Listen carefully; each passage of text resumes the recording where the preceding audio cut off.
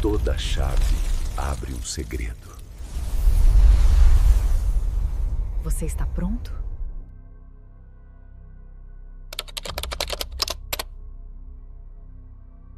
Isso aconteceu no outono de 2012 em Glasgow, Escócia. O ar estava cortante naquela noite. A escuridão caiu cedo. Eram pouco mais de 6 horas da noite quando minhas duas amigas, Nilan e Aisha, estavam fechando o salão de beleza onde trabalhavam, no West End. O salão era pequeno, mas aconchegante, espremido entre prédios antigos em uma rua tranquila. Deveria ter sido apenas mais uma rotina. Arrumar as coisas, trancar as portas e ir embora. Mas o que aconteceu em seguida foi tudo menos rotineiro. Quando Nilan se esticou para virar a placa de fechado, a porta da frente se abriu com tanta força que ecoou pelas paredes. Eles entraram como uma onda de violência, invadindo a loja com os rostos cobertos por máscaras de esqui pretas. A porta bateu atrás deles, fazendo o vidro tremer. Eles carregavam sacolas plásticas azuis de compras, esticadas e salientes com algo pesado. Pesado demais para ser algo bom. Nilan congelou, com as mãos ainda na placa. Aisha, perto do balcão, sentiu o estômago revirar. Sem uma palavra, um dos homens chutou a porta para fechá-la e puxou a persiana de metal com um clangor violento, prendendo-as lá dentro. "Onde ela está?" A voz era profunda, gutural e carregada de ameaça. O mais alto dos homens, o do meio, então gritou: "Onde está a dona?" Nilan e Aisha trocaram um olhar apavorado. A chefe delas nunca estava lá. Ela mal aparecia. Elas genuinamente não tinham ideia de onde ela estava, mas os homens não acreditaram. "Não sabemos." A voz de Nilan tremeu, mal passando de um sussurro. "Não minta." Os olhos do homem, mal visíveis através da máscara, queimavam nelas. No início, Nilan e Aisha pensaram que esses homens eram apenas amadores.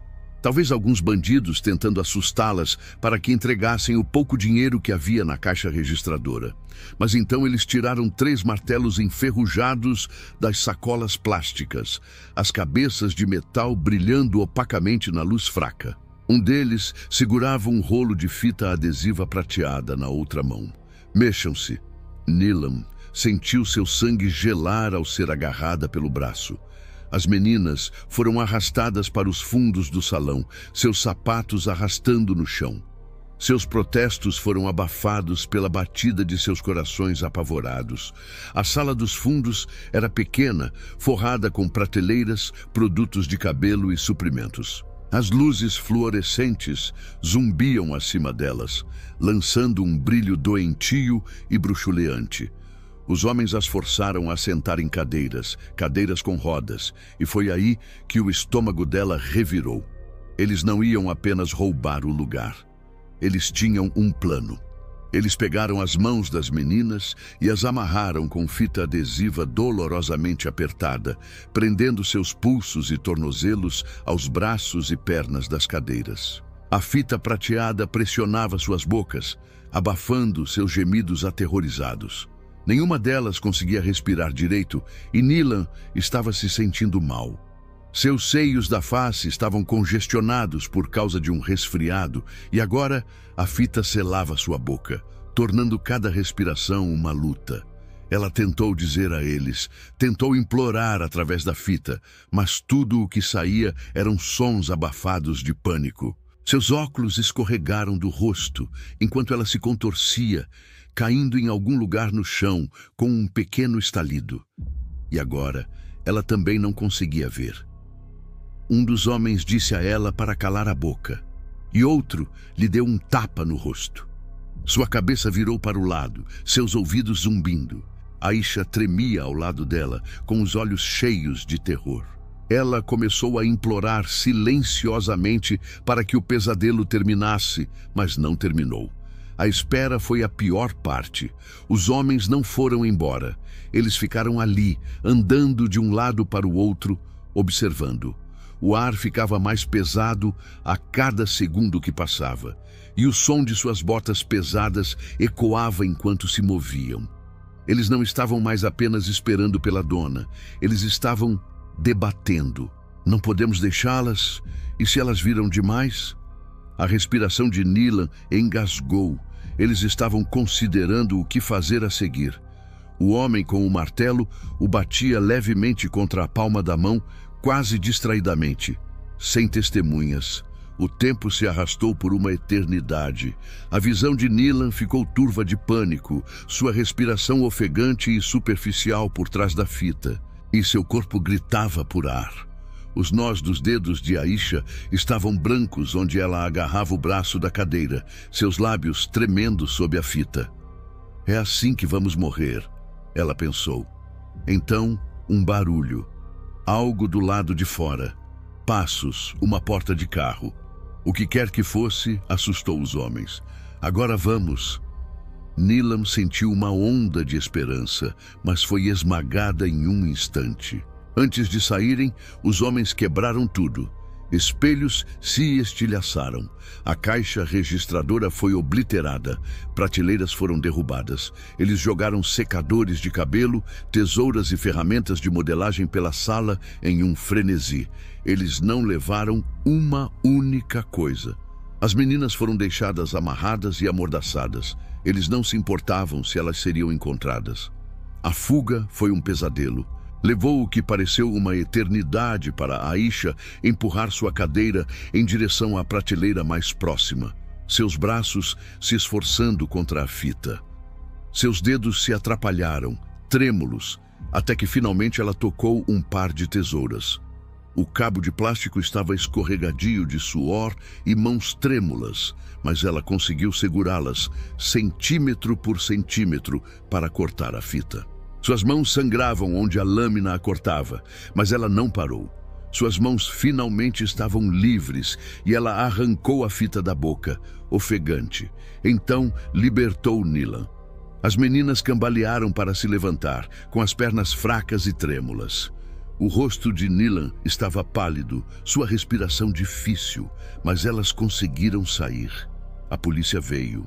Fizeram perguntas, mas no final nada aconteceu. Os homens nunca foram encontrados. Elas deixaram o salão imediatamente depois disso e nunca mais olharam para trás. Elas nunca descobriram o que os homens queriam ou por que vieram. Mas sabem que não era pelo dinheiro. Elas se perguntam se a chefe delas se meteu em algo obscuro e isso foi uma retaliação. Ou se aquilo era um pretexto para atacá-las. Elas nunca saberão. E talvez seja melhor assim, tentar curar e seguir em frente, porque elas quase não saíram vivas.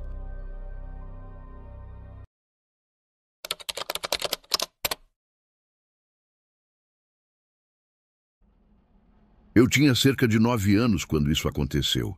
Meus pais estavam separados há uns 2 anos. Antes de chegar à parte principal da história, há um contexto necessário que você precisa entender. Minha mãe, meu pai e eu sempre fomos muito pobres. Na época, meus pais estavam tentando construir uma casa em um dos bairros mais perigosos da nossa cidade. Um lugar dominado pelo tráfico de drogas, mas era tudo o que podiam pagar. Caso contrário, estaríamos na rua. A casa nunca foi terminada. Tinha quartos pela metade, pilhas de material de construção por toda parte, paredes de tijolo aparente com mofo e infiltrações. Estava desmoronando, assim como o relacionamento dos meus pais e a minha infância. Meu pai era violento, infiel e nunca ajudava em nada. Então, uma noite, do nada, acordei com minha mãe me sacudindo, jogando um casaco sobre meus ombros e me dizendo que tínhamos que ir embora. Mudamo-nos para outra cidade e ficamos com parentes por 2 anos antes de voltar. É aí que esta história começa. Minha mãe e eu nos mudamos para um lugar pequeno, um lugar que meu pai não conhecia. Mais tarde, descobrimos que ele andou perguntando pela cidade, tentando descobrir onde estávamos e, eventualmente, ele descobriu.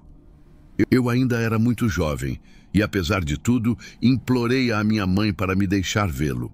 Um tribunal de justiça acabou concedendo a ele o direito de me visitar a cada 2 fins de semana.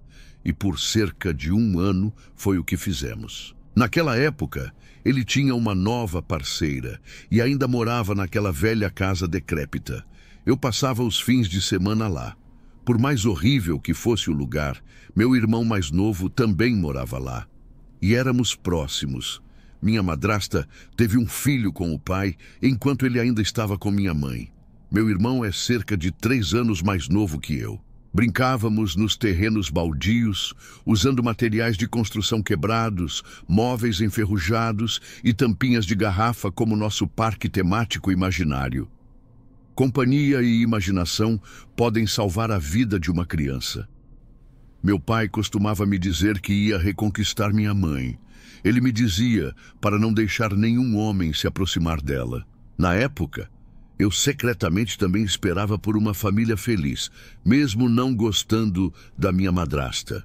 Na verdade, é que meu pai nem cuidava de mim direito durante essas visitas. Eu ficava principalmente com meu irmão e a parceira dele, porque ele era completamente incapaz de cuidar de uma criança. Bem, um fim de semana, algo estranho aconteceu.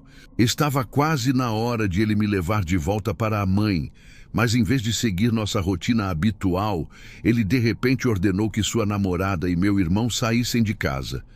Ela começou a protestar, mas ele gritou com ela até que ela saiu sem dizer mais uma palavra. Então ele me levou morro abaixo. A casa ficava em uma colina íngreme, um lugar onde eu nunca tinha estado antes. Chegamos à casa de uma mulher que eu não reconheci. Ele nos apresentou e depois me disse que eu ficaria lá por um tempo. Mas primeiro, a mulher me entregou um copo muito grande de achocolatado, o meu favorito. Ela foi muito simpática e sorriu calorosamente enquanto o trazia da cozinha, e eu bebi. Muito rapidamente, comecei a me sentir incrivelmente sonolenta. Tudo ficou preto. Quando abri os olhos novamente, estava de volta à casa do meu pai.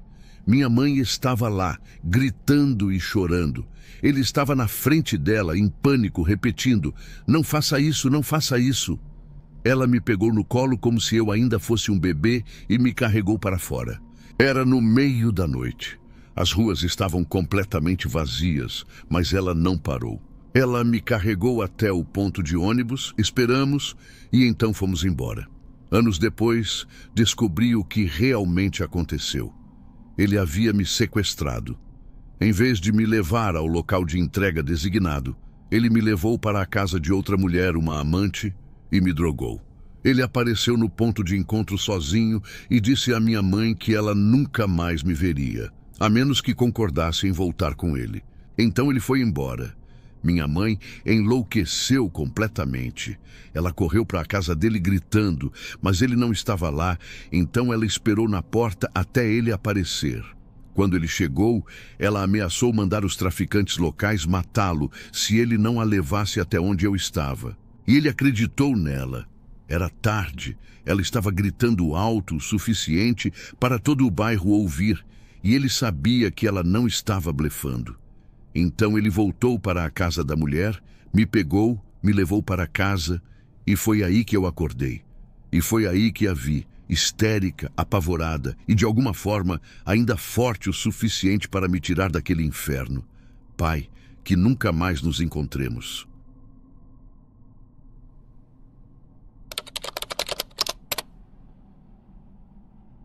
Meu irmão costumava frequentar uma barbearia de rede em nossa cidade. Na verdade, era principalmente voltada para crianças, porque você podia jogar videogame enquanto esperava por um corte de cabelo. O gerente da loja, Ray, era o melhor barbeiro da cidade. Todos os tipos de caras iam lá para cortar com ele. Velhos, de meia idade, não importava. Ninguém se importava que a loja fosse principalmente para crianças, porque Ray era muito bom. Os outros barbeiros que trabalhavam lá ficavam sentados sem fazer nada, porque todo mundo queria o Ray. Ele era um homem muito quieto, de fala mansa. Todos nós o considerávamos uma espécie de amigo próximo da família. Um dia, meu irmão entra na loja e pergunta se Ray está por perto. Havia 2 homens no balcão, e ambos se entreolharam e sorriram de forma estranha. Um deles falou e disse: Ray não está mais no país. Isso não me surpreendeu muito, porque Ray não era originário do nosso país. Então imaginei que talvez ele tivesse ido ao exterior para visitar a família ou algo assim. Meses se passaram e Ray ainda não estava por perto. Comecei a ter um mau pressentimento, embora seja comum as pessoas ficarem com a família no exterior por um tempo.